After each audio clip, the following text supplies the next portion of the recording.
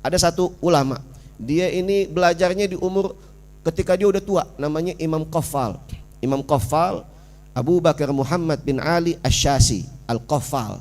Dia punya julukan Al-Qaffal. Kenapa? Karena dia awalnya profesinya tukang gembok. Qaffal itu dari kata kuflun, artinya gembok.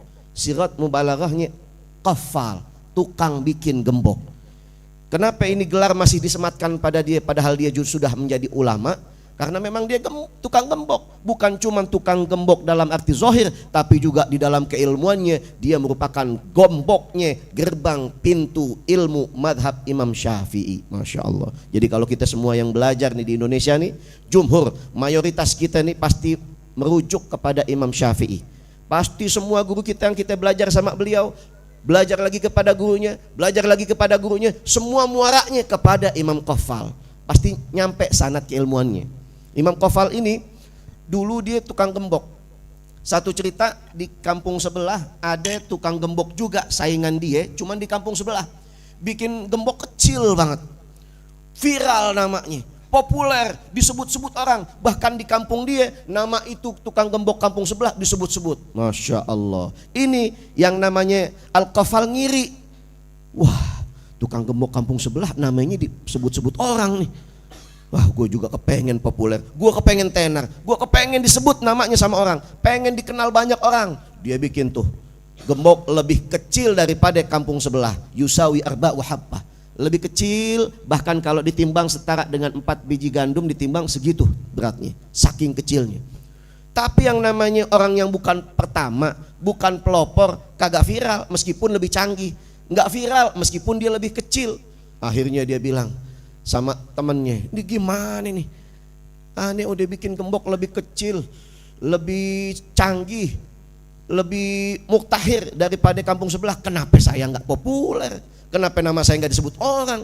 Ini temen ngomong, lo kalau kepengen nama lo disebut orang jangan jadi tukang gembok. Terus jadi apa dong? Bikin kitab, jadi orang alim sono. Ntar tuh kitab diajarin sama murid-muridnya, ntar murid-murid ente ngajarin lagi ke murid-muridnya, terus nama ente disebut, dikenang sepanjang zaman. Wah, kalau gitu saya pengen jadi ulama aja dah. Pindah profesi dia. Dia pikir karena dia ini tukang gembok nih cerdas, dia akhirnya pengen nyoba-nyoba alih profesi jadi ulama supaya apa namanya disebut-sebut orang. Mungkin awalnya niatnya jelek, kepengen tenar, kepengen populer, kepengen viral, disebut namanya sama semua orang. Awalnya jelek. Akhirnya dia datang ke satu guru, Imam Al-Mawardi. Beliau memberikan tugas kepada ini Imam Qaffal. Muhammad, namanya Muhammad Abu Bakar bin Ali Asy-Syashi, dikasih kitab Mukhtasar. Mukhtasarnya siapa? Imam Al-Muzani. Ringkasan daripada madhab Imam Syafi'i fikihnya. Akhirnya dipegang, disuruh apalin nih. Satu halaman ente apal, setorkan nih. Satu halaman ente apal, setorkan nih. Kayak anak kita itu hafalannya sehari sejus. Nah, ini sehalaman setor, sehalaman setor. Satu malam dia coba itu hafalin tuh satu halaman. Ini orang cerdas, dia ngapalinnya bisa dia. Di tulisan awalnya hadza kitabun ikhtasartuhu, terus sampai sehalaman penuh. Dia bisa hafalin. Selesai dia hafalin, dia tutup. Dia terus ulang-ulang hafalannya. Begitu tidur, bangun pagi, subuh melek mata, hilang semua hafalannya. Maklum udah tua, karena memang kagak bisa ngapal dia. Hadza kitabun ikhtasartuhu, cuman sampai di ayat pertama, di bait pertama aja lupa mulu. Hadza kitabun, wah lupa dia. Saya mau tes ibu-ibu nih, Bu, coba ulang. Hadza kitabun ikhtasartuhu.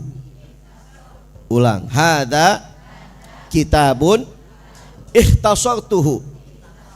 Ulang. Hadza kitabun. Sekali lagi. 1, 2, 3. Orang Papuaran hafalannya cakep-cakep Kiai.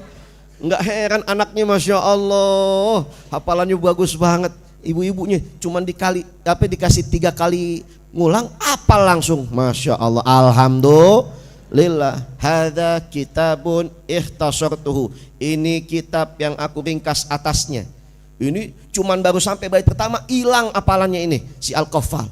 Begitu dia hada kita, dia ulang lagi. Hada kitabun ikhtasartuhu, satu bait doang dia hafalin. Hada kitabun ikhtasartuhu. Semalam dia hafal satu halaman, ini cuman mentok di bait pertama. Hada kitabun ikhtasartuhu. Udah akhirnya dia coba lagi tutup, dia ulang lagi. Hada, mentok di hada. Dia buka lagi, hada kitabun ikhtasartuhu. Hada kitab. Dia nyerah. Kayaknya gua kagak bakat jadi orang alim nih. Udah gua balikin aja kitabnya deh. Gua mau jalan ke rumah guru gua balikin kitab. Enggak, udah gua jadi tukang gembok aja udah. Dia keluar dari pintu rumahnya, dia buka pintu rumahnya. Begitu kakinya melangkah keluar, di pinggiran rumahnya tetangganya tuh udah petantang petenteng, ada nenek-nenek koboi. Wah. Hei Muhammad, berisik banget lu. Dari semalam bikin gua kagak bisa tidur. Habis subuh lu berisik lagi. Kapan gue istirahatnya? Kenapa nek?